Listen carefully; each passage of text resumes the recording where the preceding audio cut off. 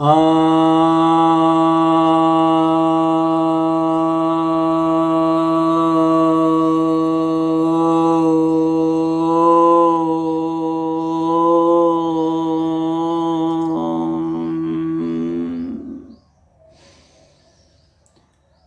भक्तजनों को सप्रेम नमन।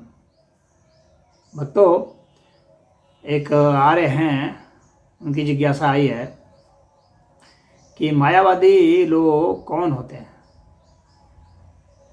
तो जैसा कि शब्द से स्पष्ट है कि मायावादी लोग वे होते हैं, दो तरह के लोग हो सकते हैं। एक वे जो माया को महत्वपूर्ण मानते हैं और माया में जीते हैं। दूसरे वे जो माया को मानते तो हैं लेकिन माया से भी एक उच्च आदर्श रखते हैं, कहते हैं माया तो है लेकिन इसे हमें हटा करके हमें आगे जाना है, ब्रह्म में जाना है।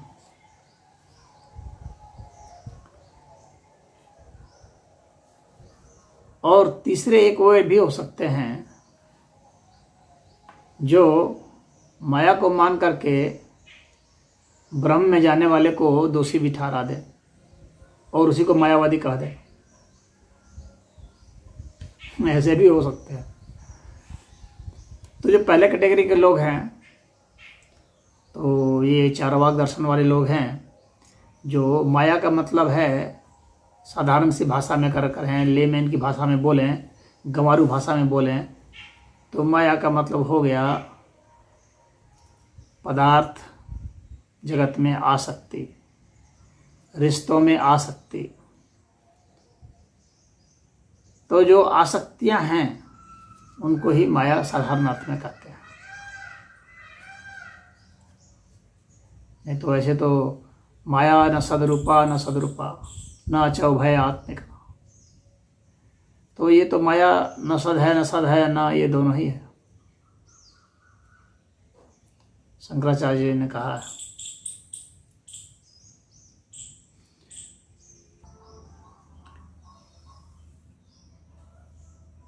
और यह भी कहा गया है उपनिषद में, मायाम तु प्रकृतिम विद्यात् मायिनम तु महेश्वरम।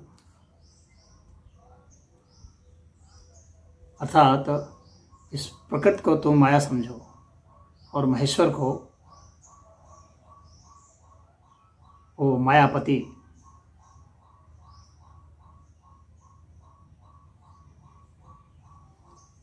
और यह भी कहा गया है माया मात्रम इदम द्वैतम। तो द्वैत को माया कहा गया है, अद्वैतम परमार्थतः। तो माया को द्वैत कहा गया है। तो द्वैत का मतलब हो गया कि जहाँ पर विरोधाभास है, दो की सत्ता सिद्ध हो रही है। तो जब तक दो की सत्ता सिद्ध होती है आपको, तब तक वह माया है। और जो दो ही की सत्ता मानते हैं तो इसका अर्थ है कि वे मायावादी हैं।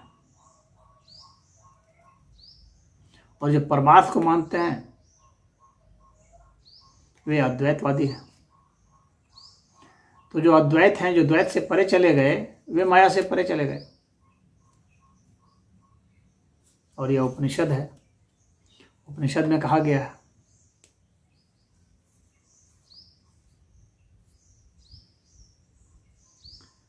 तो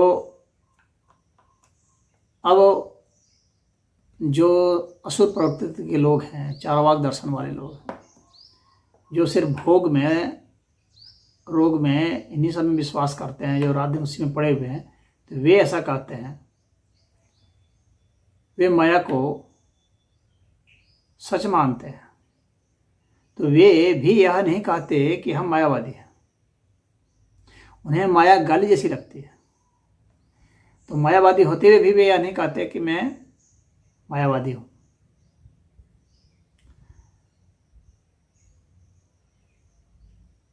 वे अपने को कह देंगे मैं भौतिकवादी हूं, इतना तक कह सकते हैं। वो भी पूरा जोश से, पूरी ताकत से नहीं कहेंगे। लेकिन यह नहीं कभी कहेंगे कि मैं मायावादी हूँ।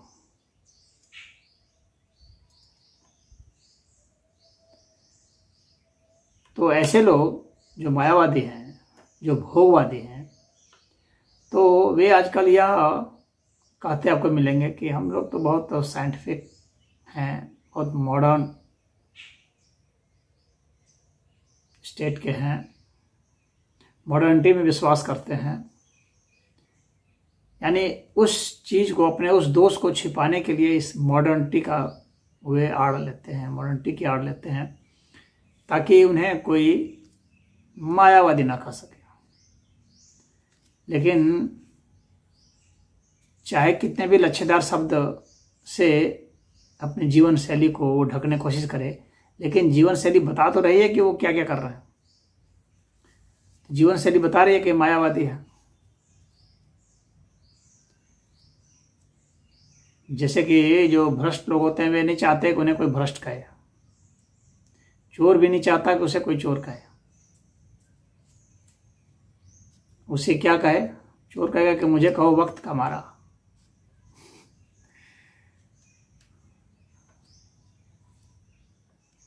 तो इस तरह से वे लोग कहते हैं कि हम लोग बहुत साइंटिफिक हैं, और उनका साइंस से कोई लेना देना नहीं है, लेकिन अपने को ढकने के लिए वे कहते हैं कि हम लोग तो बहुत आधुनिक ख्यालात के हैं। आधुनिक ख्यालात का अर्थ क्या होता है?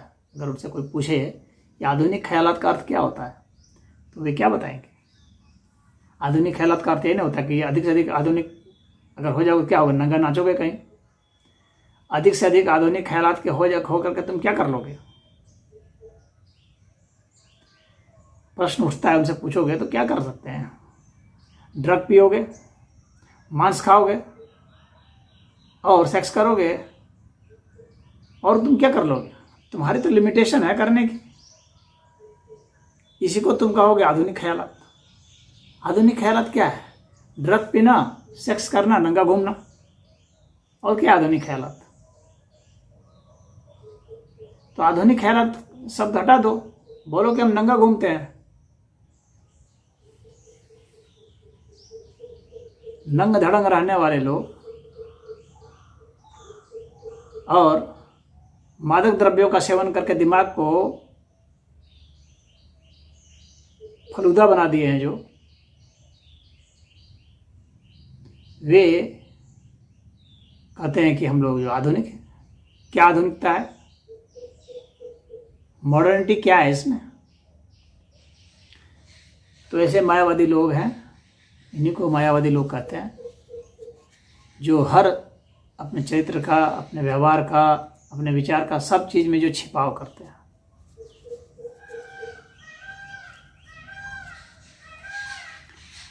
मिथ्या भूता सनातनी। तो ये मिथ्या भूता है, ये भूत जो है ये मिथ्या है। मिथ्या का अर्थ यह नहीं होता कि जो होता ही नहीं है। मिथ्या का अर्थ, क्योंकि जो होता ही नहीं है उसके विषय में आप कह भी नहीं सकते कि यह होता है या नहीं है। मिथ्या भूता मतलब कि अभी इसका यह रूप है, अब इसका यह रूप है, यानी वह एक छलावा है, इसके रूप बदलते रहते हैं। तो उसको ही को मिथ्या भूता सना आदि शंकराचार्य ने कहा है।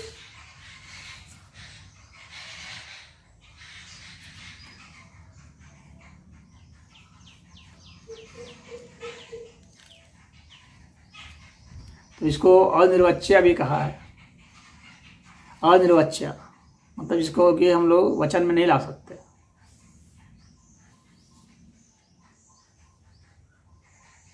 क्यों?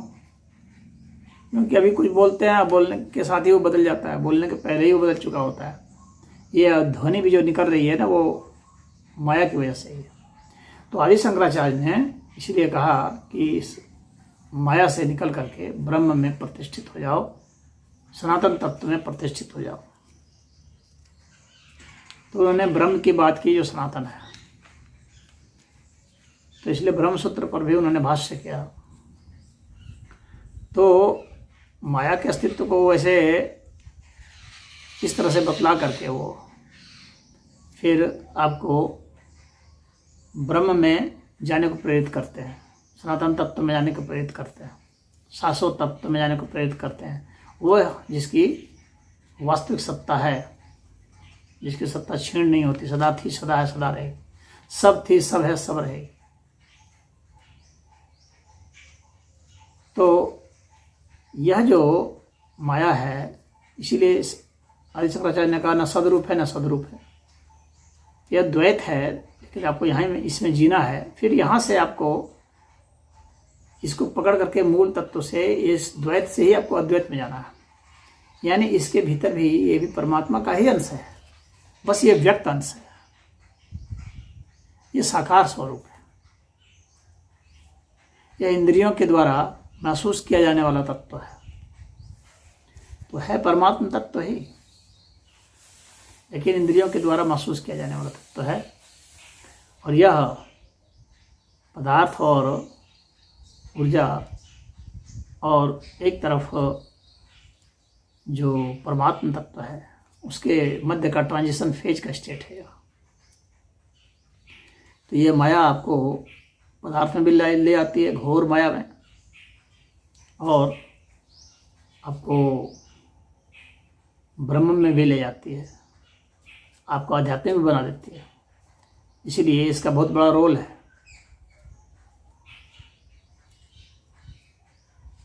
तो ये आपके इरादे के हिसाब से, आपकी इच्छा के हिसाब से, आपकी नियत के हिसाब से आप में उस तरह के गुण उत्पन्न कर देती है या आपको गुणातीत कर देती है। तो जब आप माया को समझ जाते हैं तो गुणातीत हो जाते हैं, आपको समझना भर है। अब मायावादी लोग कुछ जो हैं, जैसे कि इस्कॉन वाले हैं, वो मायावादी शब्द का बहुत ज़्यादा प्रयोग करते हैं।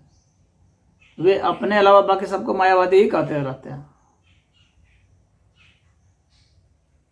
भाई आखिर जो गतिविधि आप कर रहे हैं वही गतिविधि तो अन्य भी कर रहे हैं, तो उसके हिसाब से तो फिर आप भी माया में हो गए।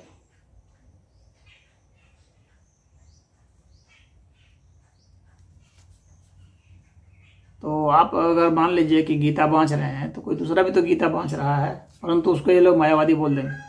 आदि शंकराचार्य ने भी तो गीता की कमेंट्री की है, तो ये लोग आदि शंकराचार्य को मायावादी बोल देंगे। संन्यास मत में भी तो गीता पढ़ाई जाती है, वहाँ भी गीता लोग बेच देते हैं। आप भी गीता बेच रहे हैं, गीता प्रेस गोरखपुर वाले भी गीता बेच रहे हैं। तो गीता बेच देने से ही अगर कोई मायावादी हो जाएगा तो आप भी मायावादी हो जाएंगे। पैसे आप भी ले रहे हैं, तो पैसे का एक्सचेंज हो रहा है। आप कहेंगे हम भगवान को चढ़ा रहे हैं, तो ये भी तो कहेंगे हम भगवान को चढ़ा रहे हैं, भगवान के लिए कर रहे हैं। वह तर्क तो वे भी दे देंगे।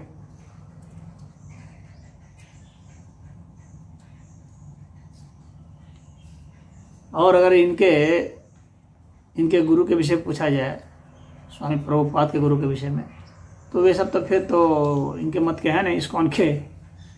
तो फिर क्या उनके गुरु क्या मायावादी थे? और उन्होंने गुरु की पूरी परंपरा बतलाई है, चैतन्य महाप्रभु को भी परंपरा में रखा है। क्या चैतन्य महाप्रभु भी क्या मायावादी थे? क्योंकि वे इस्कॉन के नहीं थे। तो ये सब अपने धर्म संप्रदाय को ले करके काफ़ी रूढ़ हो जाते हैं, बल्कि ये खुद मायावादी हो जाते हैं। स्वामी प्रभुपाद खुद मायावादी हो जाएंगे, कहते हैं कि जो है हमारे द्वारा लिखे हुए ग्रंथ को ही पढ़ो। ग्रंथ लिखना तो साधु संत का काम है, ठीक है, लिख दिया आपने। अपने अनुयायियों को भी कहा कि इसको पढ़ो, लेकिन सिर्फ इसी को पढ़ो ऐसा जब कोई कहता है तो इसका मतलब हो जाता है कि वहाँ पर माया का खेल आ गया। इसका मतलब वो आज़ादी नहीं देना चाहता, और जो गुलामी की बात करता है, दासत्व की बात करता है, तो फिर वो मायावादी खुद हो जाता है। मायावादी जो वह नहीं है, वही नहीं है जो कहता है कि चलो फ्री, जो विचार हमारे से अच्छे लगते हैं ले लो, जो दूसरे के लगते हैं ले लो। स्वतंत्रता होनी चाहिए, सत्यनिष्ठा होनी चाहिए, सत्य के प्रति निष्ठा होनी चाहिए। सत्य कोई भी बोल रहा हो, कहीं से भी बोल रहा हो, तो जो सत्य सिद्ध होते हैं बस उसको लो। क्यों किसी को बांधना, क्यों किसी को कि हमारे पंथ से बन जाओ, हमारे आश्रम में रहो, ज्वाइन कर लो, यहीं रहो, यहीं खाओ, यहीं पियो, यहीं के लिए काम करो। ये सब जो है फिर जन संसाधन का उपयोग करने मात्र है, फिर ये खेला है। यही तो मायावाद है। फिर ये आश्रम ऋषि मुनियों का खेला है तथाकथित। जब कोई संप्रदाय चलाने लगता है, जब कोई पंथ चलाने लगता है, शिष्य बनाना शुरू कर देता है, तब बनाने की जितनी प्रक्रियाएं सब माया के तहत। क्या बनाने की जरूरत है? वो कोई सीखना चाह रहा है, तुम्हें कुछ पता है बता दो। लेकिन जब उसका यूज करना होता है तो फिर लोग कहते हैं कि शिष्य बन जाओ, यहीं रहो, यही करो, वो नहीं करो, दूसरे के यहाँ मत जाओ। ऐसे लोग डरे हुए होते हैं। ये डर ही तो माया है। डरे होते, घबराए होते हैं, इतने घबराते हैं। साधु लोग बहुत डरते हैं, मैं तो देखा हूँ। जबकि वास्तव में साधु तो वही है जिसमें डर नहीं होना चाहिए। बहुत डरते हैं। कोई सम्मान से डर रहा है, कोई है कि चेले भाग जाएंगे उससे डर रहा है, कोई है कि आश्रम से भी वो हो रहा है, डर रहा है, अनुयायियों से डर रहे हैं, ग्रंथ से डर रहे हैं कि इस ग्रंथ को पढ़ लेंगे तो वो हो जाएगा। तो हर लोग बनाए हुए हैं कि अमुक ग्रंथ पढ़ो, अमुक ग्रंथ मत पढ़ो, क्योंकि उन्हें डर है कि उस ग्रंथ को पढ़ लेगा तो क्या पता मेरा जो लिखा हुआ ग्रंथ है ये कमज़ोर हो जाएगा, उसके सामने ये बदतर सिद्ध हो जाएगा। तो बेहतर चीज़ों को पकड़ने से भी मना करते हैं कि बेहतर तर्क उसके पास हो गया तो मेरा भी गुरु हो जाएगा। अरे तो आप भी अपने को बेहतर बनाइए और अच्छा से अच्छा बनिए। लगातार अपनी चेतना को बढ़ाते रहिए, अपने विचारों को पुख्ता करते रहिए। क्यों संकीर्ण विचार में ही फंसे रहने की जिद है?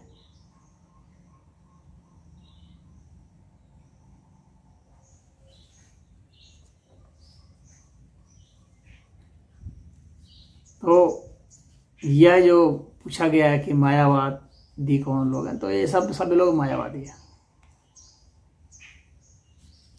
मुझे उम्मीद है समझ गए होंगे एक इंट्रोडक्शन के रूप में।